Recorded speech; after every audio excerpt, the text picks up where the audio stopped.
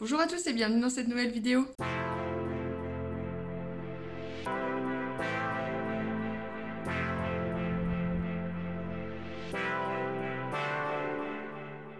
Alors aujourd'hui on va faire juste un peu de bouturage parce qu'il y a quelqu'un dans les commentaires d'une précédente vidéo, je sais plus qui c'est, je sais plus quelle vidéo c'est. On m'a demandé une vidéo bouturage de syngonium, donc c'est ce que je vais faire. Je vais montrer comment je bouture mes syngoniums et je pense que je vais bouturer aussi d'autres plantes.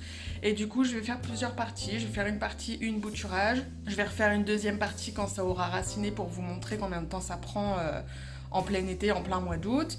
Et puis peut-être une troisième partie, enfin bon, on verra bien, mais en tout cas, voilà, il va y avoir deux ou trois petites vidéos sur le bouturage. Je vais vous montrer ma méthode, c'est très simple, ça va être très rapide, très concret, et vous allez pouvoir reproduire la même chose chez vous si vous voulez. Alors là, tout simplement, je vais bouturer mon syngonium albo variegata qui est arrivé bien au-dessus du tuteur, enfin en tout cas le dernier nœud arrive pile poil en haut du tuteur juste ici. Il va falloir que je remplume un peu cette potée là puisque bah voilà, ce syngonium me fait plein de feuilles blanches, j'en ai parlé dans une vidéo précédente et du coup elles ne survivent pas parce qu'elles sont trop blanches et du coup voilà, ça s'est complètement dégarni. Regardez, quand je vous dis trop blanche, voilà de quoi je parle, c'est à dire que c'est tout blanc. C'est tout blanc, tout crème.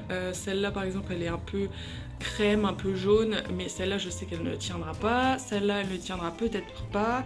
Et en plus c'est fragile, c'est-à-dire que la moindre petite contrariété et le blanc meurt et voilà ce que ça donne et c'est très moche. Donc on va essayer de bouturer tout ça. Pour rappel, dans la vidéo précédente je pensais qu'il y avait un rejet de syngonium voilà, du pied mère. Mais en fait pas du tout, c'était un alocasia, voilà. Donc il y avait un bulbi d'alocasia en dormance depuis je ne sais combien de temps là-dedans. Et voilà que ça se réveille. Et voilà la première feuille. Ça m'étonne même plus. J'ai une autre potée dans laquelle il y a un alocasia qui est sorti. Je sais pas d'où il sort non plus. Voilà, ça ne m'étonne même plus. Bref, j'arrête de parler et puis on va bouturer tout ça. Alors là, je vais retirer ceci pour vous montrer. Alors à une main, évidemment, c'est compliqué. Voilà, donc là, on a la tête du syngonium. Donc je vais faire ce qu'on appelle un bouturage de tête, une bouture de tête. Le premier nœud, il est là. Je ne vais pas couper en dessous du premier nœud. Je vais garder plus de sécurité et je vais couper en dessous du deuxième nœud en laissant voilà toute cette partie là de tige. Donc en fait je vais couper juste là au-dessus du troisième nœud. Alors là je vais devoir enlever le sachet d'acarien prédateur. Je vais essayer de filmer comme je peux et je vais couper. Donc là j'ai pris une paire de ciseaux bien désinfectés au préalable et je vais couper par là. Hop, et voilà, un coup net, précis, pour ne pas abîmer la plante. Et on a une belle bouture de tête de 2 nœuds. Donc là, il y a déjà des racines aériennes. Hop, donc là, j'en ai fait une autre. Et donc là, je n'ai gardé qu'un seul nœud avec un petit tronçon. Donc là, on voit qu'il y a de la sève qui sort, hein, c'est normal. Faut pas toucher. Moi j'évite de toucher la sève des plantes en général parce qu'on sait jamais si c'est toxique ou non. Surtout que les aracées, je crois que la plupart sont toxiques dans tous les cas. Là on a des petites blessures, je pense à peut-être une attaque de trips, une ancienne attaque de trips. Donc là c'est cicatrisé, c'est tout dur, ça fait un peu rêche, mais bon voilà, je pense des petites cicatrices. Et voilà, je vais faire juste ces deux boutures là de syngonium et je vais les plonger dans l'eau. Alors moi j'utilise quasiment que des contenants en verre, donc on va prendre cette petite bouteille en verre. C'est assez étroit et en même temps j'ai de quoi faire passer les deux boutures. Donc voilà, je vais remplir d'eau puis je vais les mettre dedans. Je vais utiliser l'eau filtrée de ma carafe Brita, mais vous n'êtes pas obligé. Moi j'ai déjà utilisé de l'eau du robinet, bien qu'elle soit très calcaire. J'ai déjà réussi pas mal de bouturage avec de l'eau du robinet, donc ne vous prenez quand même pas trop la tête. Voilà, et donc tout simplement je viens plonger mes boutures tout doucement, délicatement dans l'eau. Il y a de la sève qui va couler dans l'eau. Je sais pas si c'est grave. Alors non, grave, je ne pense pas. Mais moi, j'ai jamais eu de problème, même en faisant ça. J'attends pas que ça sèche. J'attends pas que la sève sèche, pardon. Je sais pas si vous allez voir, mais toutes les petites particules blanches là à l'intérieur là, c'est la sève justement qui est en train de se mélanger à l'eau de bouturage. Donc dans tous les cas, je vais essayer de changer l'eau tous les 2-3 jours si j'y pense. Et voilà, donc là on voit que la bouture de tête elle est 2 nœuds dans l'eau et la bouture de tronçon, de tige, la bouture de tige a aussi le nœud bien immergé. Donc voilà, et alors ensuite où placer ce petit récipient? Soit je bouture directement dans mes serres, soit je me mets juste ici. Alors on est à contre-jour forcément, en plus il y a beaucoup de soleil. Dans la salle de bain, c'est exposé nord-est. Non, pas du tout. C'est exposé sud-est, pardon. Donc vous voyez, il y a beaucoup de soleil. J'ai mis des voilages pour protéger, pour pas que ça crame.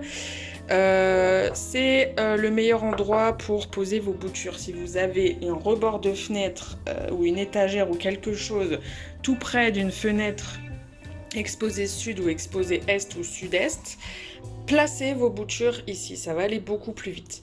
Normalement, on essaye d'utiliser des contenants opaques. Ça racine plus vite dans des contenants opaques quand les racines sont dans le noir. Là, je fais ça vite fait. Je mettrai peut-être la bouteille dans un cache-pot, mais c'est pas obligatoire. Dans tous les cas, ça va raciner, ça va fonctionner. Donc, vous prenez pas trop la tête. Encore une fois, c'est du bouturage très facile. Du bouturage en eau, c'est ce qui est de plus simple.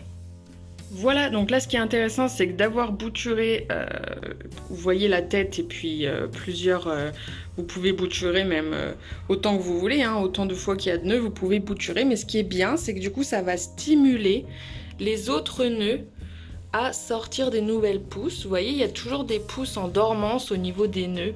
Regardez là, on en a une juste là, une toute petite. Hop, je vais essayer de m'approcher pour que ça focus, voilà. Donc là, il y a des pousses en dormance. Je suis presque sûre qu'elles vont sortir maintenant que j'ai bouturé. Ça stimule la plante. Regardez, il y en a encore une autre juste là. Voilà, et là, il n'y a plus de feuilles à cet endroit-là. Donc, ça laisse le champ libre aux pousses pour sortir. Et donc, il y a des nouvelles têtes qui vont sortir de ces nœuds-là. Voilà, donc je suis presque sûre qu'au prochain épisode que je ferai, je vais pouvoir vous montrer que ces petites pousses ont évolué. On en a une troisième juste ici. Voilà, donc ce système tout simple de bouturage en eau, moi je l'utilise depuis toujours. J'ai tout essayé, bouturage en sphaigne, en terre, dans des gels d'enracinement, dans de la perlite. J'ai tout essayé, franchement, chez moi en tout cas. Avec mon mode de vie, le fait que je puisse pas regarder non plus toutes les 5 minutes si mes boutures prennent bien, et bien le bouturage en eau est le plus simple, franchement, et le plus rapide. J'ai toujours fait comme ça, j'ai même bouturé beaucoup de Monstera variegata comme ça. Là récemment j'ai fait 5 boutures de Monstera variegata, elles ont toutes pris en eau, j'ai eu 100% de succès, pourtant il y a toujours des risques. Donc voilà, c'est une méthode qui fonctionne très bien. Et ça, la méthode que je vous ai montrée, donc on coupe sous un nœud, on trempe dans l'eau, vous pouvez faire ça avec toutes les plantes en fait. Et toutes les aracées fonctionnent comme ça, les misères, les peperomia, les askenanthus, bon, il y a, voilà, tout simplement en fait. Donc voilà, on se retrouve, je pense, peut-être que je ferai un update d'ici une semaine ou deux, quand ça aura bien évolué, quand il y aura quelque chose à montrer. Et puis voilà, c'est tout, je vous dis à bientôt pour le deuxième épisode. Si tu es resté jusqu'à la fin de cette vidéo, écris-moi le mot Syngonium en commentaire. Et allez, à bientôt, ciao!